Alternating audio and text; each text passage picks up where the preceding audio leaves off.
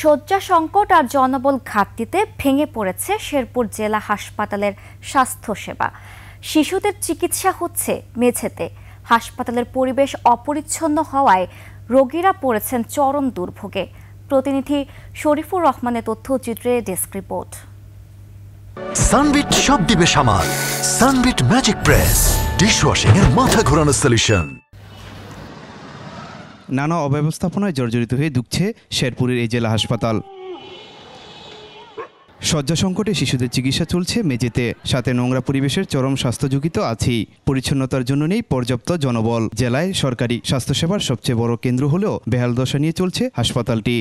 হাসপাতালের পরিবেশ পরিচ্ছন্নগুলা একটু খারাপ অবস্থা। হসপিটাল পরিষ্কার নাই, কোনো দিক দিয়ে পরিষ্কার নাই। 2020 সালের ফেব্রুয়ারিতে 100 শয্যা থেকে 250 শয্যায় উন্নীত হলেও বাড়েনি জনবল। 58 জন চিকিৎসকের মধ্যে কর্মরত আছেন মাত্র 30 জন। 250 জন নার্সের মধ্যে আছেন 79 জন। 150 আউটসোর্সিং কর্মীর জায়গায় কাজ করছেন মাত্র 21 জন।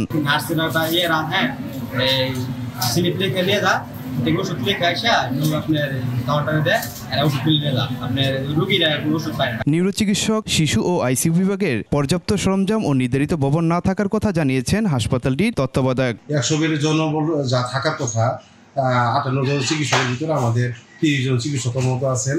এই স্বল্প জনবল দিয়ে আমাদের আসলে এতগুলো রোগীর সেবা দেওয়া আমরা হিমশিম খাচ্ছি। প্রতিদিন অন্তত 1000-এর বেশি রোগী চিকিৎসা সেবা নেন এই হাসপাতাল থেকে।